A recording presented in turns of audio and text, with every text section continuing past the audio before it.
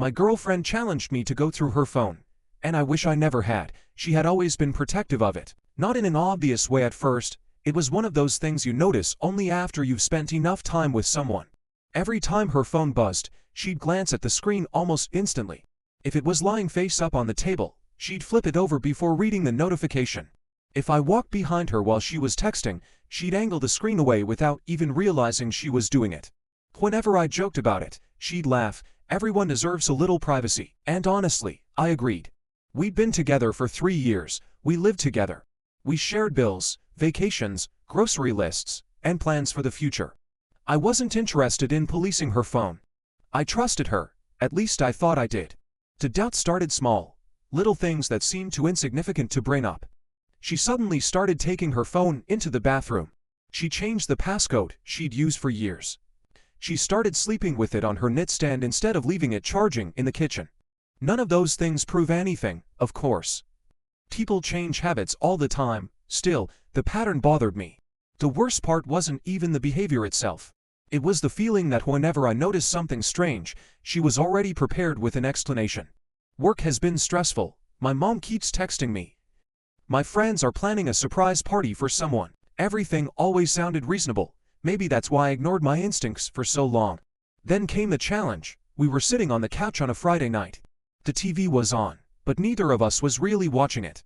We had ordered takeout, and the remains of dinner sat on the coffee table. Out of nowhere, she looked at me and smiled. Not her normal smile. It was too deliberate, too rehearsed. "Let's play a game," I laughed. "What kind of game?" She picked up her phone and held it out toward me. "You can go through my phone for 5 minutes. I stared at her. "What?" She shrugged. "You always seem curious. Go ahead. I've got nothing to hide." The comment caught me completely off guard. I had never once asked to look through her phone. Not once. That alone should have made me suspicious. Instead, I laughed. "All right." The second I took the phone from her hand, something changed. It was subtle, just a tiny shift in her expression. The smile remained, but it seemed strained now. Like someone holding a pose for a photograph that was taking too long. That should have been my first clue. I unlocked the screen. She crossed her legs and looked back at the television, or at least she pretended to. Every few seconds, I caught her watching me from the corner of her eye. I started with the messages, nothing, conversations with family. Group chats, coworkers discussing projects, friends sharing memes. Everything looked perfectly normal to normal. After a minute, I noticed something strange. Every conversation seemed recent, very recent. I scrolled. And scrolled, and scrolled. Nothing older than a week. Not one conversation. Not one argument. Not one random exchange from months ago. 3 years together. And somehow her phone contained less history than mine did after a weekend. A small knot formed in my stomach. I moved to her photos. Again, everything looked pristine. Pictures of us. Vacation photos, a few pictures of her dog. Some screenshots, that was it. No random selfies, no old images, no clutter. No evidence of a real person's camera roll. It looked curated, manufactured. Like someone had carefully selected exactly what they wanted another person to see. I glanced at her. She was chewing her thumbnail. A nervous habit she'd had since the day I met her. She only did it when she was stressed. Before presentations, before job interviews, before difficult conversations. The sight made my pulse quicken. I checked her call history. Empty. Practically wiped clean. A handful of recent calls, nothing else. By now, the 5-minute game felt less like a gesture of trust and more like a performance. Almost as if she'd spent days preparing for it. But why? If there was nothing to hide, why erase everything? I kept looking, settings, apps, folders, nothing. Then I saw it. A calculator app. At first, I almost ignored it. Everyone has a calculator app, but something about it seemed off. When I opened it, a password screen appeared. I frowned. Who password protects a calculator? I looked up. Her jaw tightened. Just slightly. "What is this?" I asked. "Probably some old app," she said quickly. "Probably." The word echoed in my head. I looked back at the screen. A password field blinked patiently. I tried her birthday. Wrong. I tried our anniversary. Wrong. I tried her favorite number. Wrong. For a moment, I considered giving up. Then I noticed her fingers. Tap, tap, tap, pause. Tap, tap, a familiar rhythm. A rhythm I'd heard hundreds of times. At work dinners, movie theaters, airports. Whenever she was nervous, 77,476. Without really thinking, I entered it. The screen froze for half a second.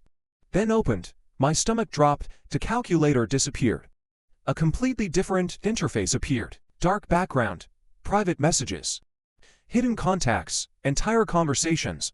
It wasn't a calculator. It was a secret messaging ad. The room suddenly felt smaller.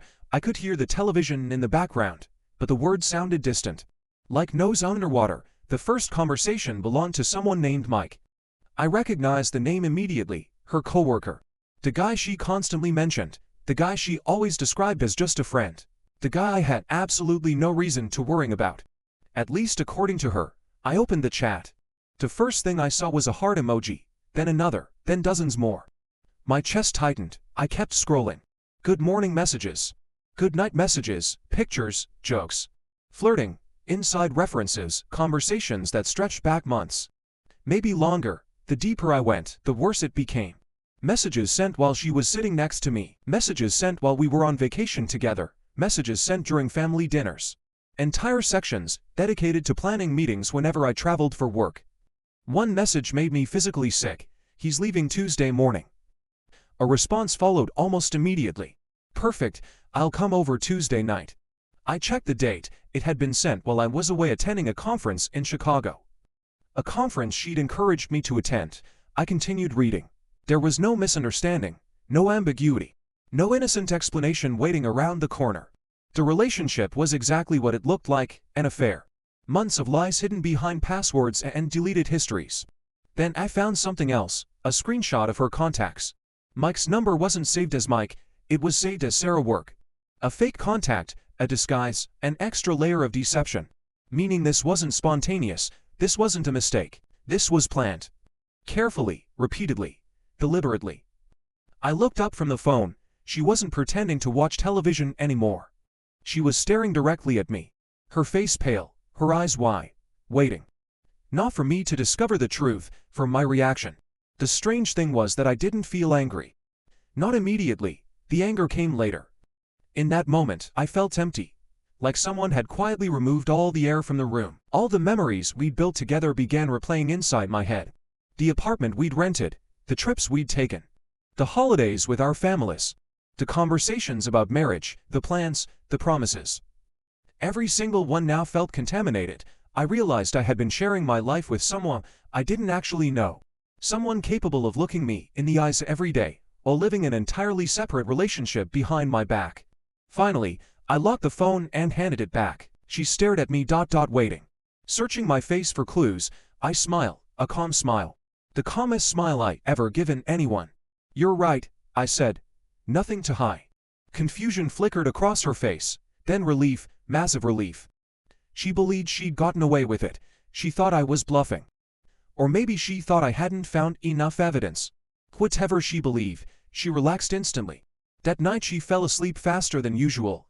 I didn't. I lay awake staring at the ceiling, listening to her breathing, thinking, planning. By morning, I knew exactly what I was going to do. I wasn't interested in screaming. I wasn't interested in revenge. I wasn't interested in dramatic confrontations.